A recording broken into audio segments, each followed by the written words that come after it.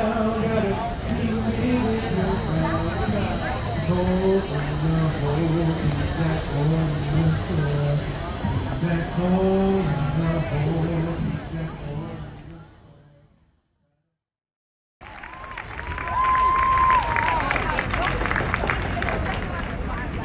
thank you so much. We really appreciate your support.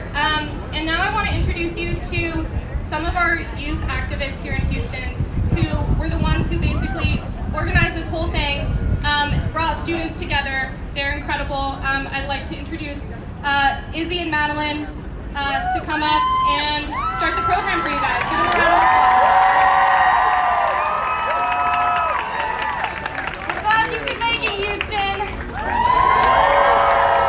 You know, Irma really gave us her worst. But here we are, all together.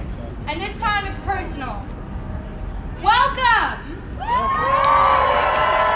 My name is Madeline Canfield, and I'm a 17-year-old climate activist and student at Emory High School, where about 30% of the student body faced flooding in their homes during Hurricane Harvey. I'm Izzy Richards. It's my last year at Bel Air High School, and I'm here representing Sunrise, which is a youth-led movement to combat climate change and revitalize our economy. Yes! So today, over 500,000 Houston area students are participating in this impromptu symbolic climate strike along with us, thanks to the extensive damage caused by the tropical storm Imelda. Over 26 Houston area school districts are closed due to inclement weather on this day, the day of the International Climate Action. Historically, there have only been 3 tropical storms that have descended upon the U.S. with such force and destruction as to warrant retiring the name, as we do with hurricanes. All 3 of those tropical storms have occurred during the last century. Imelda is the 3rd. We stand before you as students who are no longer going to receive an unexcused absence for our presence at the strike today.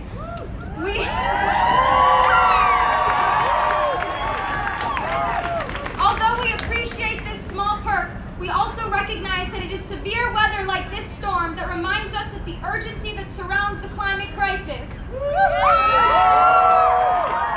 And that's because our so-called natural disasters are no longer entirely natural. For example, Hurricane Harvey. We know that it was 15% more intense and 3 times more likely to occur because of human-induced climate change. My home, along with 204,000 others, were flooded during this storm. This is what being on the front lines of climate change looks like. It looks like people with moldy clothes and no furniture, sleeping in U-Hauls because every single apartment in Houston was booked the second we could get out of our homes. Yesterday, the rain arrived suddenly, pounding down on us before our schools were adequately prepared. Dozens of students eager to attend today's strike found themselves stranded in classrooms for hours after school closed yesterday. Concerned parents ventured out onto the roads to reach their children, but many had to turn around, separated from their children as waters rose. As we stand here on the front lines of climate change today, already embroiled in this battle, our strike feels somewhat different than those in the sunny cities around the planet. Hundreds of students, I say hundreds of students who pledged to strike today, multiple of whom helped to organize our strike, they are currently isolated in their homes, unable to protest for their future with us and with our generation internationally. Amidst gray skies, we could feel small and powerless. Instead, we choose to remain empowered. We refuse to be drowned out.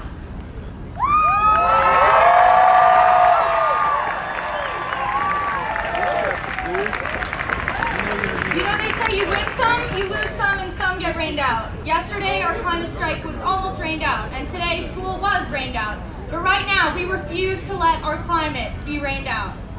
We refuse to let our future be rained out. In Houston, we think of the impacts of climate change, we see a storm.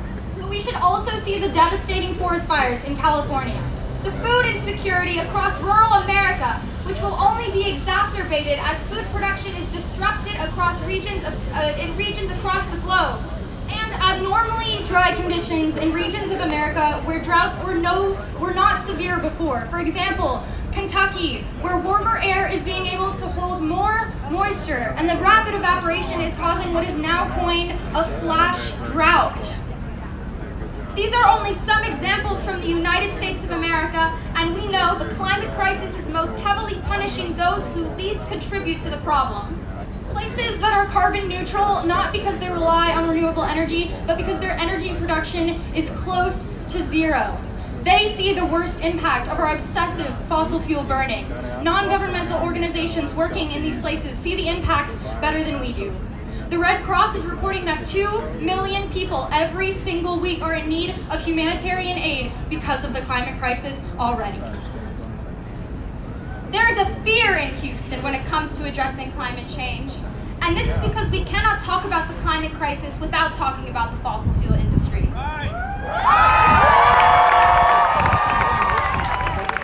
Houston is widely considered one of the largest oil cities in the United States, along with Tulsa and Oklahoma City. This makes it easy to fear for Houston's economic status in the carbon neutral America. However, there is a reason that we do not craft policies from fear. And that is because that practice leads us to divisiveness. You could almost say walls in our society. It's because that practice is how we end up afraid of change. That practice is how we have avoided addressing an issue which is so essential to our well-being, so urgent that at this point there is no more time for incrementalism.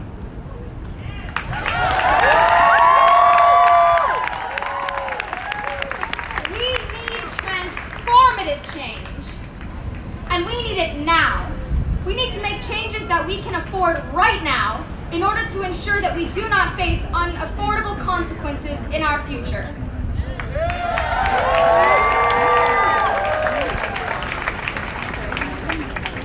We need to get money out of our government so that our government crafts policy that focuses on sustainability and the health of our nation. Not only the health of our nation, but the health of nations that have done nothing to cause this climate crisis.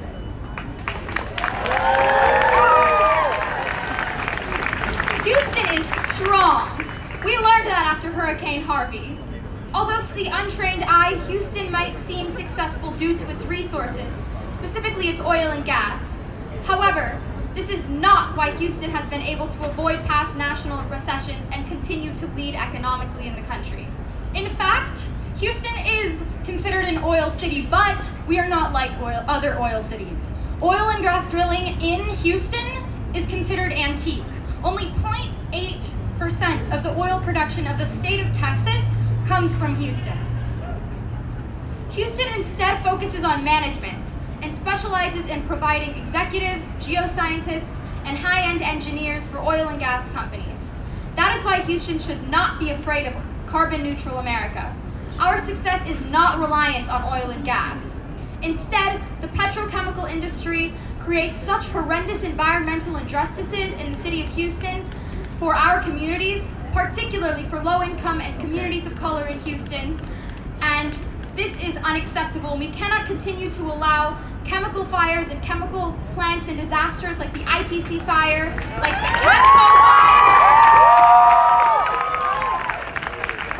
We cannot continue to allow these disasters to poison the lungs of our children and keep them sheltered inside, unable to attend school and breathe freely, as is the unalienable right of all children.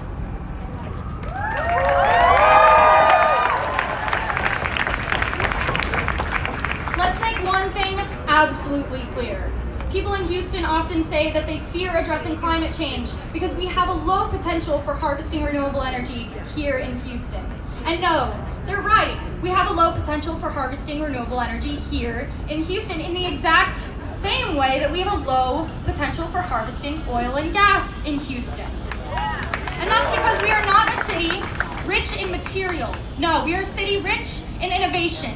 We're a city rich in leadership. We're a city rich in resilience, and that is why Houston can transition the United States to a carbon neutral America. And it presents an opportunity for Houston to grow and lead the nation.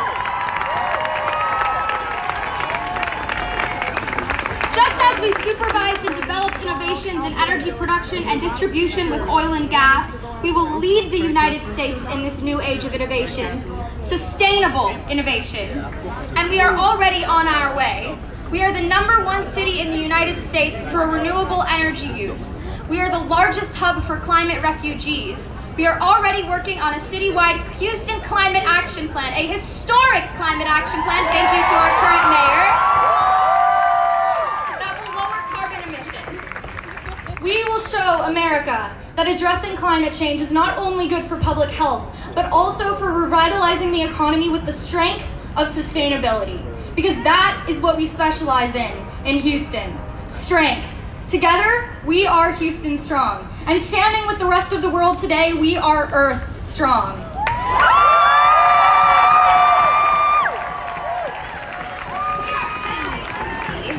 But more than that, we are the generation of the Green New Deal. Across social media, you will see today that on this largest day of environmental and climate activism in the Earth's history, our generation has adopted the name Gen GND. Today, we strike for a Green New Deal. Respect indigenous land and sovereignty. Environmental justice. The protection and restoration of biodiversity.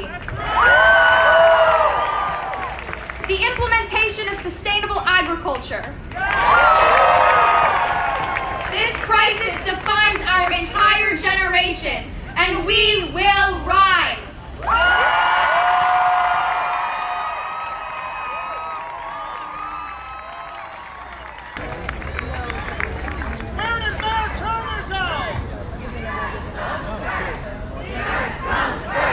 The earth comes first! The earth comes first! The earth comes first! The earth comes first! The earth comes first! The earth comes first! The earth comes first! The earth comes first! Okay! Thank you so much! We're now going to welcome Ana Alves, a Brazilian-American senior at Clear Creek High School. She's involved, she is the chair of the Texas High School Young Democrats, and she is a member of a leader with Sunrise Houston and Students Demand Action.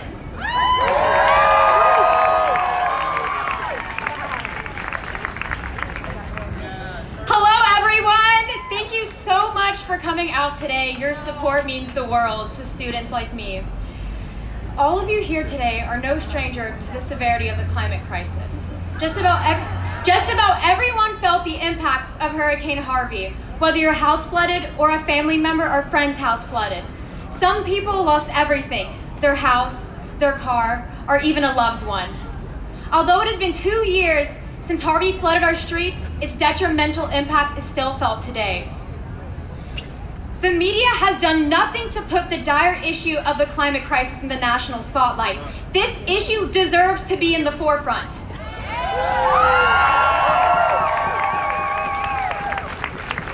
We need to stop the lighthearted stories about heat waves that show children playing in fountains, and instead, we need them to show the toll that these egregious heat waves take on communities. We can't stop there. We need to hold everyone accountable. The media, politicians, and the oil and gas industry. The media brushes this issue under the rug. Politicians take money from corporations, negate legislation that would protect our planet, and fail to protect their constituents. The fossil fuel industry is well aware of the role that their products play in the rising climate, yet they continue to deceive us. These people who are sitting in Congress and on the executive boards of major oil and gas companies won't live to see the consequences of their actions.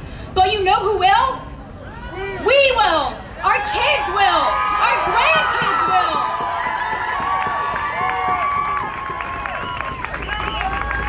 Politicians and executives sit on piles of money while millions reap the consequences of the rising climate that they did nothing to stop. We can change what we do every day by doing things such as using paper straws and recycling. But ultimately, what's going to save our planet is acknowledging the threat that the climate crisis poses to humanity and radically transitioning our energy system into one that is sustainable.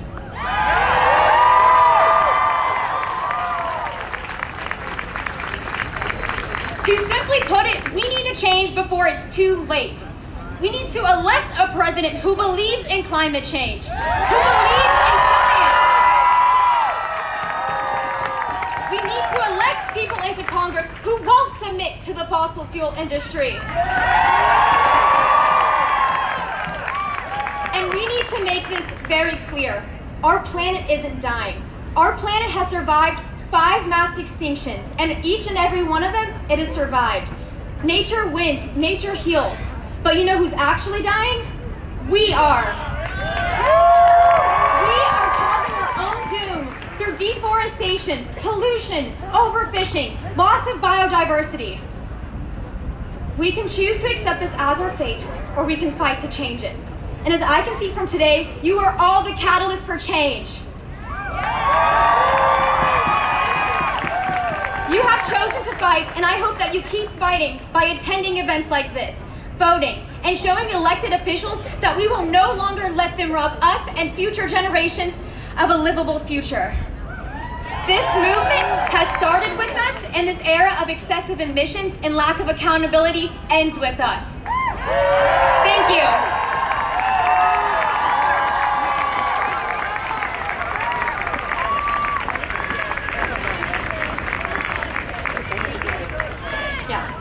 Next, we're going to have another youth organizer for this rally, Caitlin Barron. Hello, Houston! Thank you guys so much for coming out here. First things first, I want to say 6 or so months ago, in May 24th, I struck with Miguel and Leah for the very first Houston climate strike. There were 30 people at that strike, and look how many are out here now. The number of people out here proves that this city, Houston, is invested in the climate movement and wants to see it succeed. So I want to thank everybody for coming out here and showing their support despite the inclement weather. My name is Caitlin Barron. I'm a junior at Cypress Creek High School, and I'm the state lead for Climate Strike Texas. I want to say a few words that might ring familiar for some of you. I am the Lorax. I speak for the trees. I speak for the trees, for the trees have no tongues. I'm sure many of you have heard this bedtime story before. It was written in 1971, and the quote has never been more poignant than now. All these years later, we still need a Lorax, and that duty falls to our generation, my generation, Gen Z, GND. We have to be the generation to unite behind a movement of climate action and environmental justice. We must use our voices and demand immediate action to be taken to preserve our environment. Individually and collectively, each of us has a moral duty to take action to make a difference, no matter how small. A person is a person, and action is an action, no matter how small. We must hold our political leaders accountable for sitting idly by on the sidelines and signing away the safety of our planet to the corporations responsible for its destruction.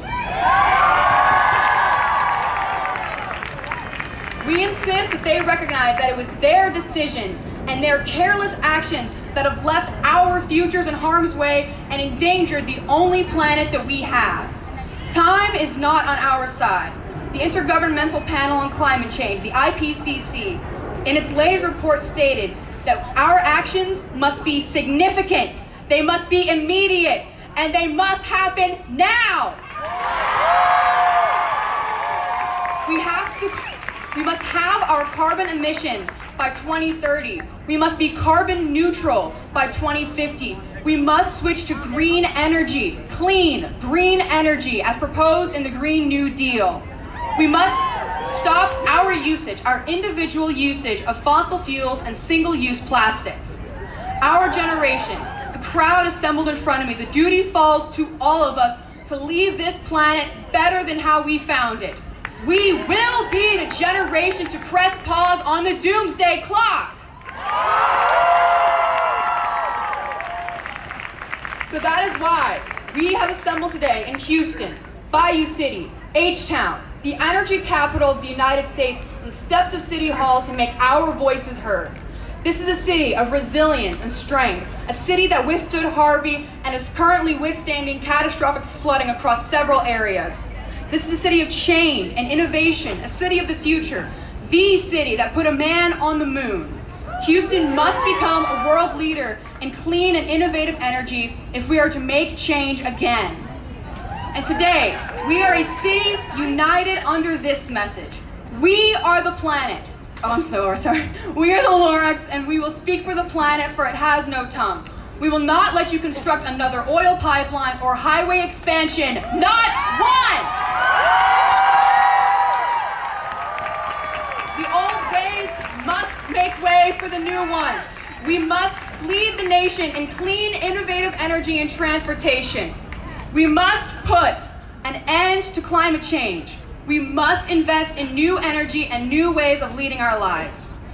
We know that this city is deeply invested in oil and fossil fuels, but it is easy to make the change. It is easy to make people see the change that they can make.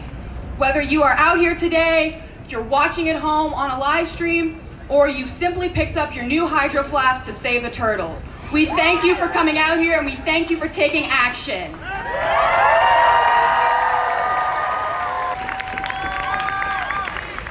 This is our World War II. The climate crisis represents a threat to our very existence as a species.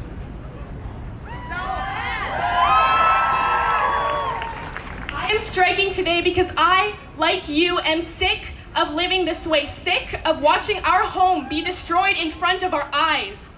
I am fed up with the inaction of our politicians, with people telling us that we are too young to make a difference, that we should leave it up to the adults. We are here to show Texas, to show our country, to show the world that the Houstonian youth is more than passionate. We are Houston strong, we are determined, and we will not give up.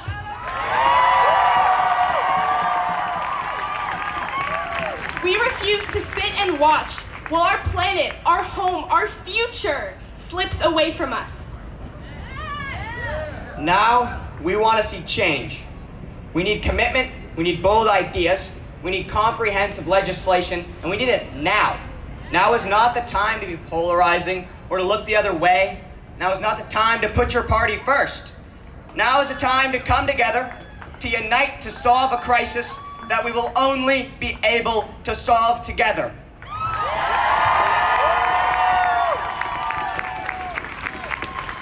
I want every single one of you to understand that we, and that's all of us, that means the world leaders, the Congress people, the CEOs, the business owners, the teachers, the parents, the students, no matter who you are, where you live, or what you do, we have an opportunity right now. We have a chance to make a difference, to change the path we are on, to change what is normal. We don't want to look back on ourselves in 10 years with regret. We have the power, we have the ability, we have the determination. We have the opportunity, albeit a slim and fleeting one, to save ourselves and our planet. We refuse to be complicit in the ruination of our futures and our lives. And that's why we're striking today. Because what's the use of an education if you have no future to use it in? Thank you. Sorry, we know it's starting to sprinkle, but we hope that'll be refreshing and a reminder of why we're all here.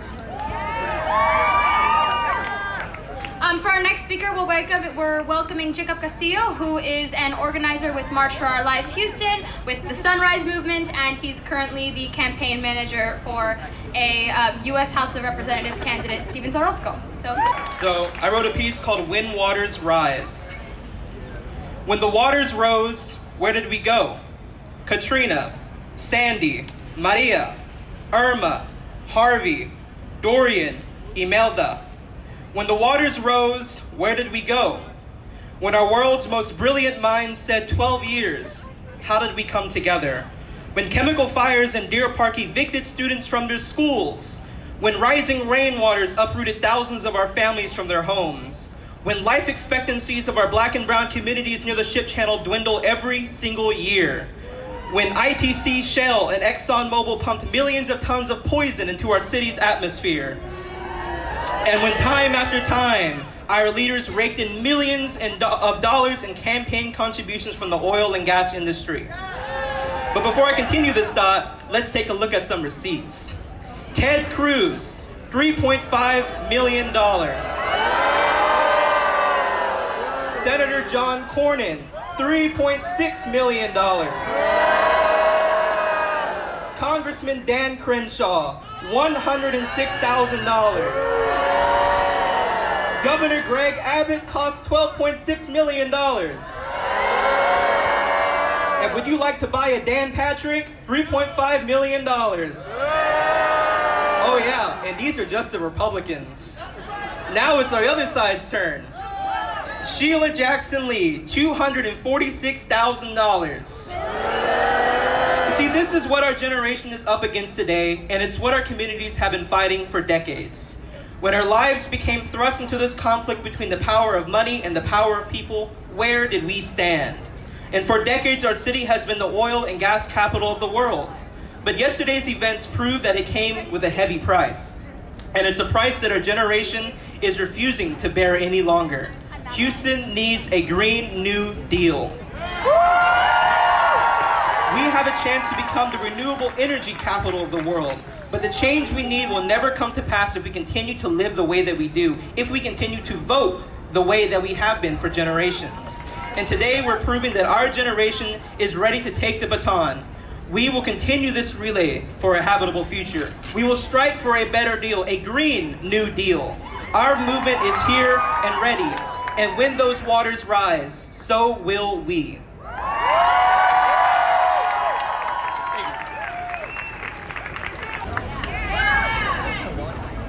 Hello everybody, my name is Chinedu Eze. I'm 7 years old and I'm in the 2nd grade. The reason why I came to speak today is because last year when I was in 1st grade, I had to shelter in place 3 times in 1 month because chemical plants kept catching on fire near my school. And so, when chemical plants spill, all their chemicals go out into the air and affects our earth. So that's why I want our leaders to make laws to help to protect and help the earth so we can live a long life.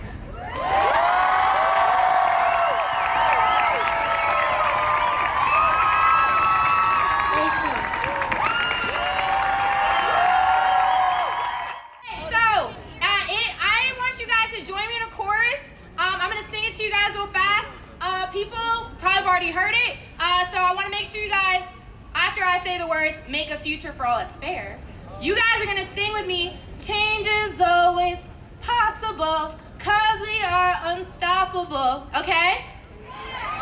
You got it? Change is always possible, cause we are what? Unstoppable. All right, we're going to get this going. This is Vera. She's from HSP, VA. Yeah, she's going to be accompanying me on guitar. I'm Shelly Baker. I'm with 350 Action. I work with Leah and Leo, and they're amazing. And I work at AFL-CIO, and they're amazing too. All right, let's do this. Filming this.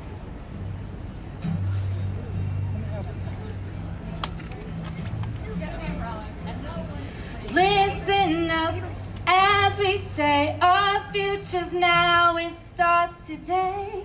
Stand with us side by side as we respond to the rising tide. We've been left to do what's right. Without you, no more mites. Oh, oh. Friday's here to figure out what our futures are all about. Time has come to make a change. Now we all must feel the same in our middle ground. Give in to share, make a future for all that's fair. Change is possible, 'cause we are unstoppable. Change is always possible, 'cause we are unstoppable. Come on, guys! Change is always possible, 'cause we are unstoppable. Change is always possible, 'cause we are unstoppable. One more time! Change is always possible, 'cause we are unstoppable. Change is always possible, 'cause we are unstoppable. Alright, guys! Good job! Hello, Houston. All right. We march today not for a political cause, not because of our values, not because it is in fashion or in style. Today we march for our lives. It's because we know the grave price of inaction. That if we do not act now, our spacious skies will turn a dismal gray, that our fields will not grow those amber waves of grain that we have been promised, that from sea to shining sea the water will rise and our cities will flood, and that America the beautiful will have become America the scorched. Now in 1961, John F. Kennedy told us, if a free society cannot help the many who are poor, it cannot save the few who are rich, and those words have never been more true than in this moment of history.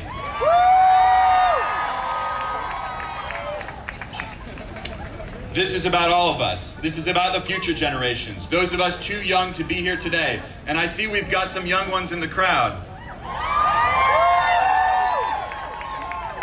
So today we have to determine that once the history textbooks have been written, and those generations ask, what did we do in this moment of truth?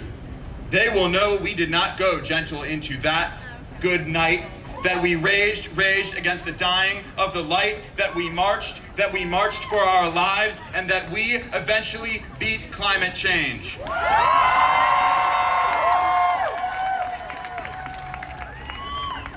So we're gonna do this, right, y'all?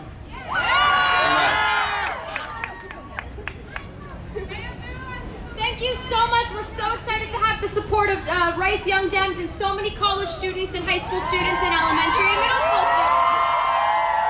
I'm so excited to see you all with your umbrellas. It's a very potent signal that when climate change arrives, when the rains arrive to drown us out, we put up our umbrellas and we stand strong. Here to talk about how we make that transition, the just transition, is a representative from EDP Renewables, Vanessa Tutos, and she's going to be speaking to us today. Good afternoon. Thank you all for staying here in the rain. I was told I would be the first adult speaker. I find it interesting that the sun was shining on all the youth speaking and then the clouds opened. I think the universe might be trying to tell us something. But please know that many adults are also all in and standing with you to demand action on climate change. My name is Vanessa Tutos, and I work at EDP Renewables, one of several renewable energy companies headquartered right here in downtown Houston. We build wind farms and solar parks all over America. Yes, even here in the oil and gas capital of the world, renewable energy companies employ thousands of people who work to promote, develop, build, and operate clean energy every day. Renewable energy is a growing industry with tremendous job opportunities. According to the Bureau of Label Statistics, solar PV installer and wind energy technician are the two fastest growing jobs in America. The industry also employs engineers, lawyers, environmental and wildlife specialists, policy experts, and professionals in tax, finance, accounting. As Madeline and Izzy noted, we have that brain power right here in Houston. Over the last 5 years, renewable energy has comprised 55% of all new energy generation installations. We are creating tens of thousands of jobs, from manufacturing to development to operations, and we are investing hundreds of billions of dollars in rural America.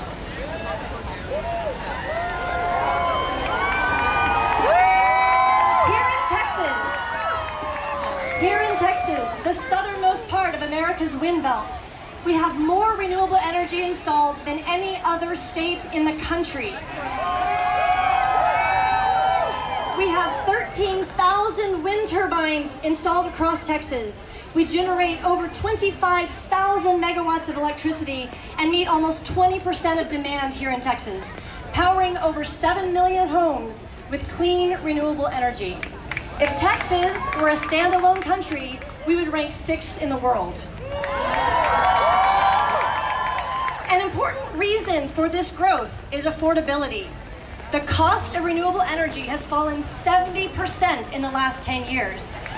We now compete toe-to-toe with traditional forms of electricity. It is now cheaper to build a new wind farm than to operate an existing coal plant. Major companies recognize that value, and over 200 have committed to 100% renewable energy. Companies like Facebook, Google, IKEA, BMW, and Coca-Cola have committed to power their activities with 100% renewable energy. Now, the city of Houston is powered by 92% renewable energy. And Mayor Turner has announced an ambition to power Houston with 100% renewable energy. Houston is truly striving to be the overall energy capital of the world, but the city can't do it alone. As you might imagine, entrenched oil and gas interests still play an outside role in our politics and in our economy. You can help, each and every one of you, bring more renewable energy online and help transition our economy away from fossil fuels. If you haven't done this, I encourage each and every one of you to visit powertochoose.org. You can choose your own electricity provider here in Houston. You can choose one that is 100% renewable energy. When you choose renewables to power your home, encourage your friends and family, encourage your company to choose 100% renewables. You will ensure that more renewable energy is built to meet your demand. We are here to stay. Renewable energy is clean, it's cheap, and it's unlimited. And it's a huge part of our economy right here in Houston. Together, we can grow the clean energy economy and turn Houston into the renewable energy capital of the world. Thank you.